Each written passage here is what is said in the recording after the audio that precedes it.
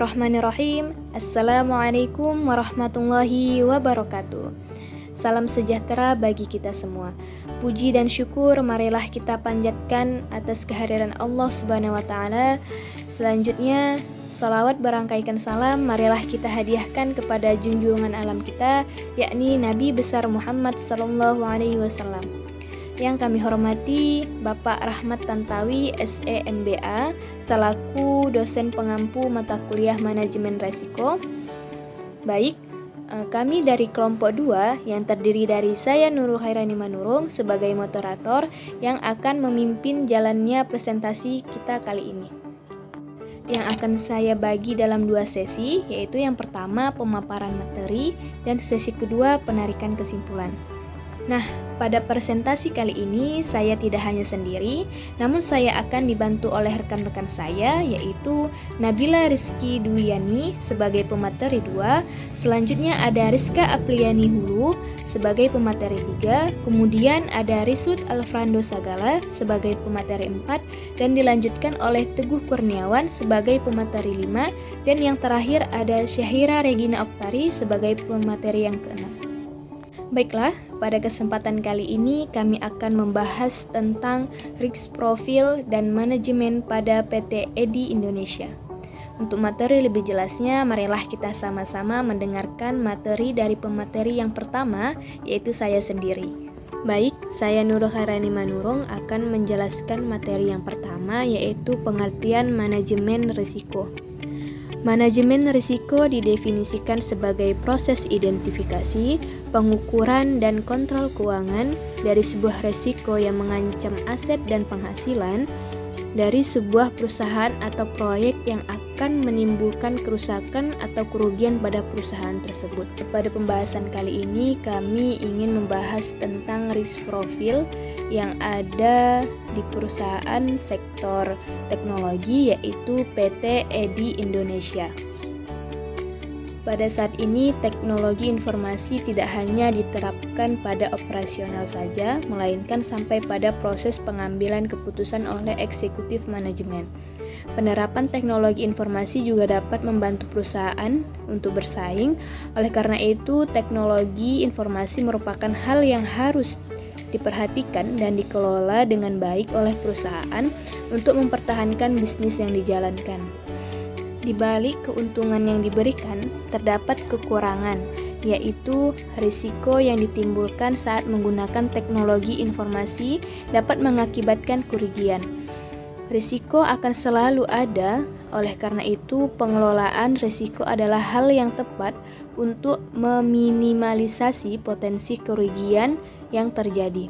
Selanjutnya kita akan membahas tentang profil perusahaan PT Electronic Data Interchange Indonesia atau PT EDI Indonesia. Nah, PT ini berfokus pada bidang usaha, jasa teknologi informasi, pertukaran data elektronik. Nah, di status perusahaan yaitu perusahaan swasta, tanggal pendirian yaitu tanggal 1 Juni 1995.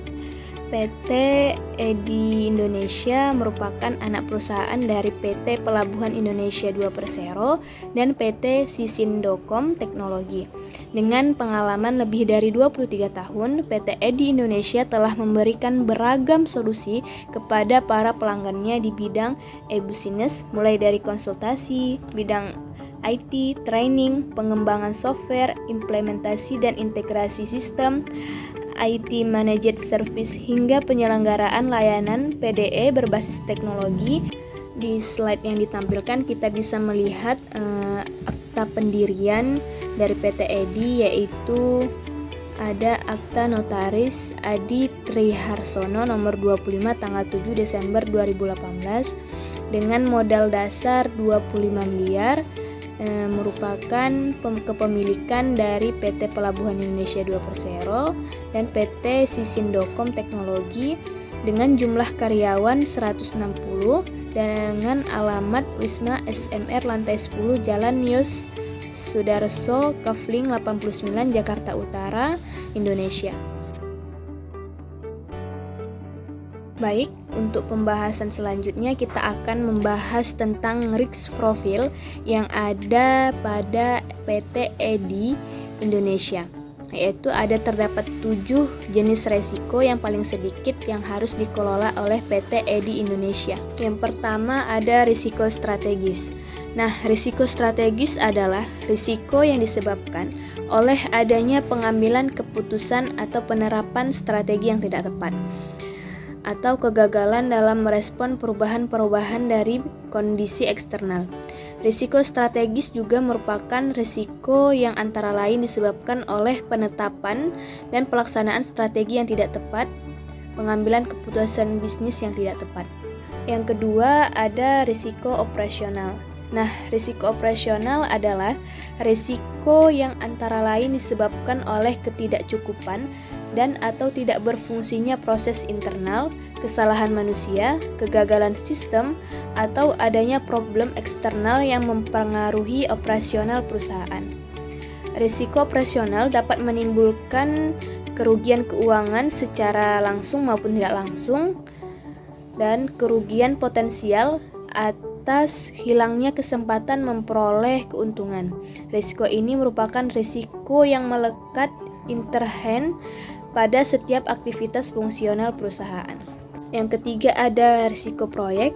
Nah, risiko proyek adalah risiko yang timbul dari setiap kegiatan proyek yang sedang diinisiasikan atau dilakukan oleh perusahaan. Risiko ini dapat disebabkan oleh pihak internal maupun pihak ketiga. Risiko yang muncul dari pihak internal antara lain kesalahan di dalam penghitungan beban proyek sehingga berdampak langsung kepada margin keuntungan proyek terkait. Kesalahan di dalam menangkap aspirasi pemberian pekerja sehingga lingkup kerja menjadi berkembang dan keterlambatan penyelesaian pekerjaan. Risiko yang muncul dari pihak ketiga antara lain keterlambatan penyediaan alat pendukung atau hardware. Yang keempat ada risiko keuangan. Nah, risiko keuangan adalah risiko yang berdampak langsung kepada arus kas operasi perusahaan. Risiko keuangan tercermin dalam faktor-faktor seperti leverage neraca, transaksi off balance sheet, kewajiban kontrak, jatuh tempo pembayaran hutang, likuiditas, dan hal lainnya yang mengurangi fleksibilitas keuangan. Risiko keuangan meliputi segala macam risiko yang berkaitan dengan keuangan. Biasanya diperbandingkan dengan risiko non-keuangan seperti risiko operasional. Jenis risiko ini misalnya adalah risiko nilai tukar, risiko suku bunga, dan risiko likuiditas. Yang kelima ada risiko reputasi. Nah, risiko reputasi adalah risiko akibat menurunnya tingkat kepercayaan stakeholder yang bersumber dari persepsi negatif. Risiko negatif dapat timbul dari adanya publikasi negatif terkait dengan kegiatan usaha atau persepsi negatif mengenai kegiatan usaha maupun layanan perusahaan. Yang keenam ada risiko hukum dan kepatuhan. Risiko kepatuhan adalah risiko yang disebabkan akibat dari gugatan, kegagalan hukum, regulasi, dan kesepakatan. Di dalam praktiknya, risiko kepatuhan melekat pada usaha yang terkait dengan peraturan perundang-undangan. Yang ketujuh ada risiko kesehatan, keselamatan lingkungan, dan komunitas. Nah, risiko ini ditimbulkan dari akibat kegagalan dalam mengelola standar minimum keselamatan, kesehatan, standar minimum lingkungan, dan nilai-nilai kemasyarakatan. Baik, materi selanjutnya akan disampaikan oleh rekan saya yaitu Nabila Rizky Dwiyani. Selanjutnya yang kedua, manajemen risiko PT EDI Indonesia. A. Dasar kebijakan manajemen risiko. Yang pertama ada Undang-Undang Nomor 19 Tahun 2003 tentang Badan Usaha Milik Negara. Yang kedua, Undang-Undang Nomor 40 Tahun 2007 tentang Perseroan Terbatas. Dan yang ketiga ada Pedoman Tata Kelola Perusahaan yang Baik PT EDI Indonesia edisi tahun 2016. Dan yang terakhir, Peraturan Menteri BUMN tentang penerapan tata kelola perusahaan yang baik. Selanjutnya yang B, penerapan manajemen risiko PT EDI Indonesia. Dalam penerapannya, prinsip-prinsip manajemen risiko PT EDI Indonesia yaitu yang pertama, nilai tambah. Yang kedua, bagian terpadu dari proses organisasi. Yang ketiga, bagian dari pengambilan keputusan. Yang keempat, secara khusus menangani ketidakpastian. Yang kelima, sistematis, terstruktur, dan tepat waktu. Yang keenam, berdasarkan informasi terbaik yang ada. Yang ketujuh, khas untuk penggunanya. Yang kedelapan, mempertimbangkan faktor manusia dan budaya. Yang kesembilan, transparan dan inklusif. Yang kesepuluh, dinamis, berulang, dan responsif terhadap perubahan. Yang sebelas, memfasilitasi perbaikan dan berkelanjutan dan peningkatan organisasi. Kerangka kerja manajemen risiko PT ID Indonesia yaitu yang pertama, mandat dan komitmen. Selanjutnya di bawahnya ada desain atau perencanaan kerja untuk mengelola risiko. Yang selanjutnya tahapnya ada penerapan manajemen risiko. Selanjutnya tahap pengawasan dan kaji ulang kerangka kerja. Dan yang terakhir tahap perbaikan berkelanjutan kerangka kerja. Proses pengelolaan risiko di PT ID Indonesia yaitu yang pertama ada menentukan konteks. Di tahap selanjutnya ada identifikasi risiko. Yang dilanjuti dengan tahap selanjutnya analisa risiko. Selanjutnya evaluasi risiko dan perlakuan risiko. Yang dalam penerapannya ini dilakukan pengawasan dan kaji ulang serta komunikasi dan konsultasi. Selanjutnya yang C, strategi manajemen risiko. Yang pertama ada proses pengelolaan risiko, di mana proses pengelolaan risiko menerapkan dan mengkomunikasikan kebijakan manajemen risiko secara konsisten dan berkesinambungan di seluruh perusahaan, serta meningkatkan kualitas proses pengelolaan risiko di semua lini organisasi. Selanjutnya ada mengembangkan infrastruktur manajemen risiko, di mana mengembangkan infrastruktur yang mendukung pelaksanaan manajemen risiko secara menyeluruh sesuai dengan praktik-praktik terbaik yang berlaku di industri teknologi informasi. Selanjutnya ada pengelolaan lingkungan manajemen risiko, yang dimana membentuk suatu lingkungan kerja yang meliputi budaya, komunikasi, pengukuran kinerja berbasis risiko, dan sebagainya untuk mendukung implementasi manajemen risiko secara keseluruhan. D. Risiko dan mitigasi PT di Indonesia tahun 2018. Nama risiko 1. Risiko penurunan pendapatan dari swakelola perubahan data elektronik kepabeanan. Realisasi penanganan risiko risk mitigation dengan cara pengembangan perubahan data elektronik multi-vendor dan pengembangan pasar di luar kepabeanan. A. Telah dipresentasikan usulan perubahan data elektronik multi-vendor ke Indonesia National Single Window dan sosialisasi ke asosiasi importir dan eksportir.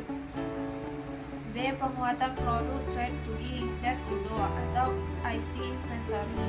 C. Pengerjaan proyek di kepelabuhan. 2. Risiko kehilangan potensi bisnis destruktif era. Realisasi penanganan risiko yaitu dengan kolaborasi dengan Principal Internasional dalam pembangunan platform berbasis teknologi terbaru. A. Implementasi MOU dengan GTS Asia PT Ltd Singapura. Uji coba cross border transaction dengan pelaku bisnis. Pengembangan trade transaction on top of blockchain. B. Kerjasama dengan Master in Information Technology. 3. Risiko mayoritas proyek di sektor pemerintah. Realisasi penanganan risiko yaitu dengan realisasi proyek digital port dan port logistik. 4. Risiko minimnya kontribusi mass produk. Realisasi penanganan risiko. A. Pengembangan dan pemasaran produk massal. B. Partnership dan kolaborasi. 5. Risiko legalitas dalam komersialisasi produk atau layanan yang merupakan turunan layanan pemerintah. Realisasi penanganan risiko aktif dalam merespon legalitas komersialisasi produk atau layanan yang merupakan produk turunan layanan pemerintah. 6. Risiko tidak tercapainya rencana kerja dan anggaran perusahaan tahun 2018. Realisasi penanganan risiko, pemenuhan atas tool dan perangkat backup serta fasilitas restore di semester 4 tahun 2018. 7. Risiko pemulihan layanan tidak sesuai rencana akibat terjadinya gangguan atau malfunction. Realisasi penanganan risiko yaitu dengan pemenuhan atas tool dan perangkat backup serta fasilitas restornya di semester 4 tahun 2018. 8. Risiko tertundanya pemindahan data center ke Tier 3. Realisasi penanganan risiko. A. Perangkat dan lokasi pemindahan telah siap pada November 2018. B. Migrasi dilakukan 5 Januari 2019 dengan pertimbangan menunggu selesainya kontrak elektronik data interchange Indonesia dengan penggunaan jasa pada akhir Desember 2018. 9. Risiko tidak optimalnya pengelolaan beban biaya. Realisasi penanganan risiko. A. Pelaksanaan training secara in-house. B. Penerapan aplikasi elektronik formulir permintaan pengadaan barang atau jasa. C. Penerapan aplikasi CDBS. 10. Risiko kekurangan budget untuk proyek strategis. Realisasi penanganan risiko. A. Telah dilakukan program pelatihan dan mapping keahlian untuk talent pool. B. Telah dilakukan restrukturisasi organisasi agar ideal dengan business proses dan model. Baik, saya akan menjelaskan.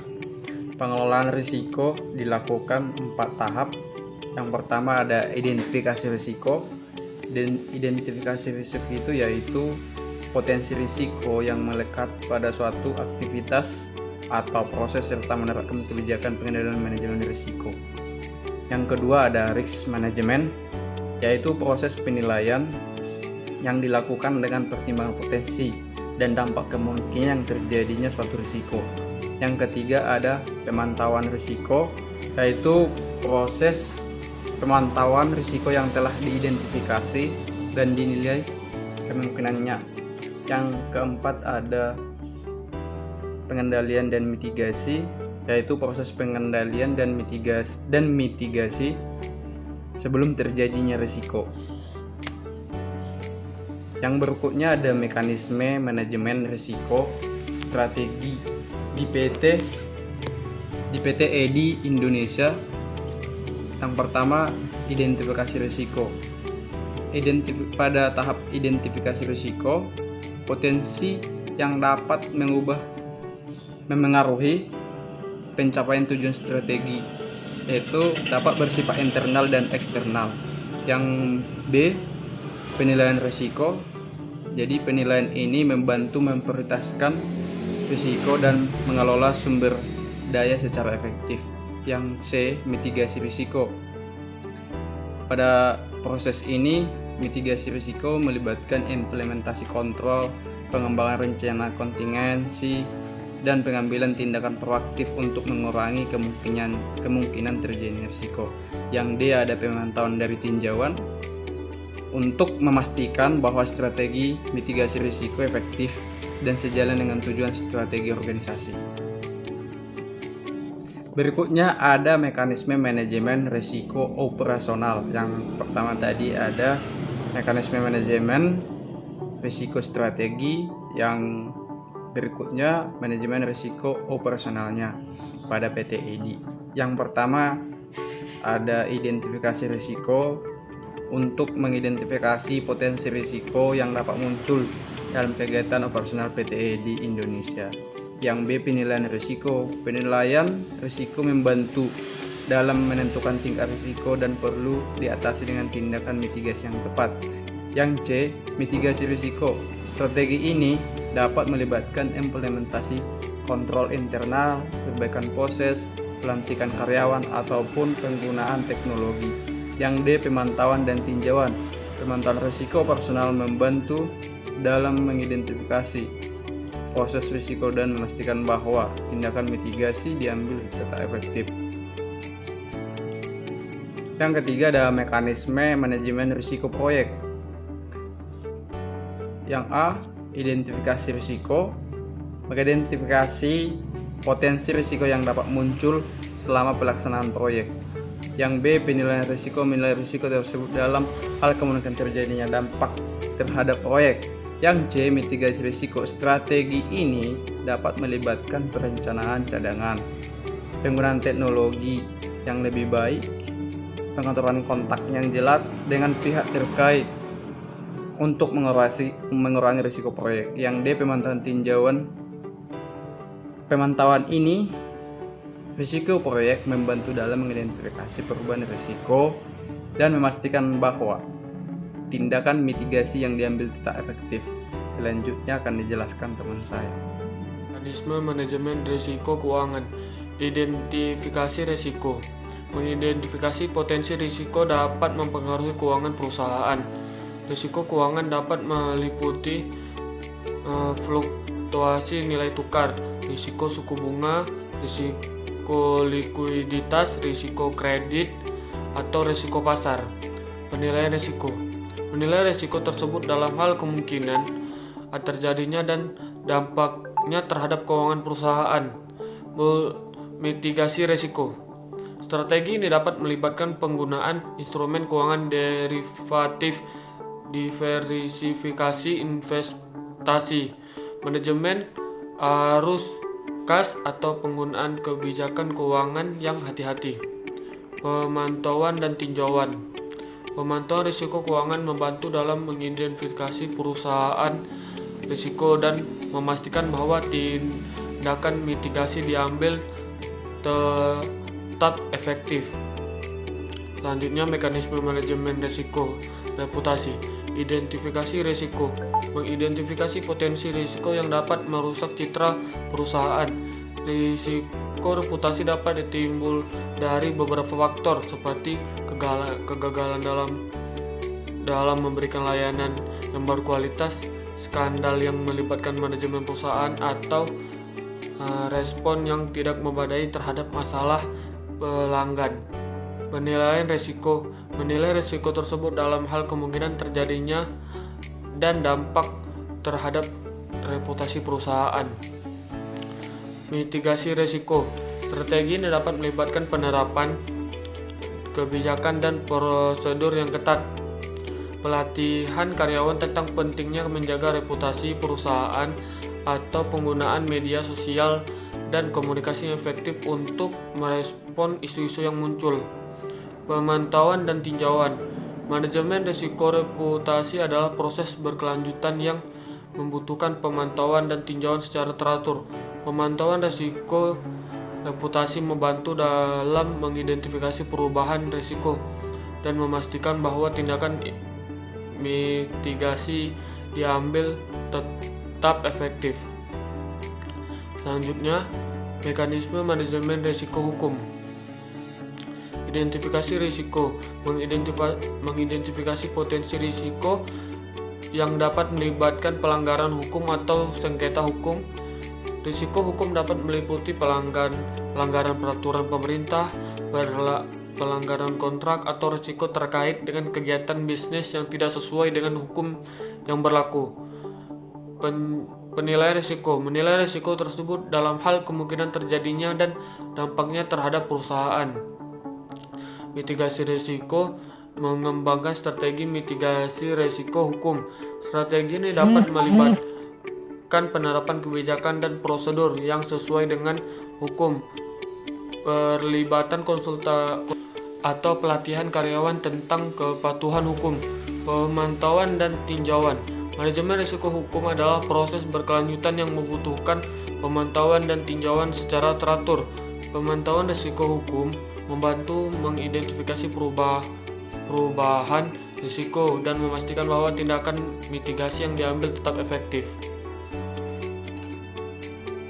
Baiklah, di sini ada mekanisme manajemen risiko kesehatan, keselamatan, lingkungan, dan komunitas. A. Identitas risiko. Mengidentifikasi potensi risiko yang dapat mempengaruhi kesehatan dan keselamatan karyawan, lingkungan, dan komunitas di sekitar perusahaan. Risiko kesehatan dapat meliputi paparan bahan kimia berbahaya, risiko kecelakaan kerja, atau risiko terkait dengan kesehatan mental. Risiko lingkungan dapat meliputi populasi udara, pencemaran air, atau kerusakan ekosistem. Risiko komunitas dapat meliputi dampak sosial dan ekonomi dari operasional perusahaan. Penilaian risiko. Menilai risiko tersebut dalam hal kemungkinan terjadinya dan dampaknya terhadap kesehatan, keselamatan, lingkungan, dan komunitas. Penilaian risiko membantu dalam menentukan tingkat risiko yang perlu diatasi dengan tindakan mitigasi yang tepat. C.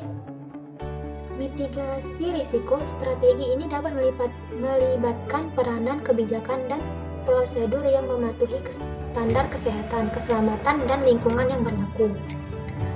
Pelatihan karyawan tentang praktik yang aman, penggunaan teknologi yang ramah lingkungan, atau keterlibatan dalam inisiatif komunitas. Kemudian,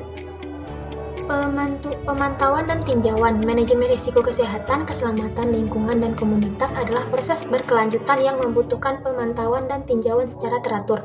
Pemantauan risiko membantu dalam mengidentifikasi perubahan risiko dan memastikan bahwa tindakan mitigasi yang diambil tetap efektif.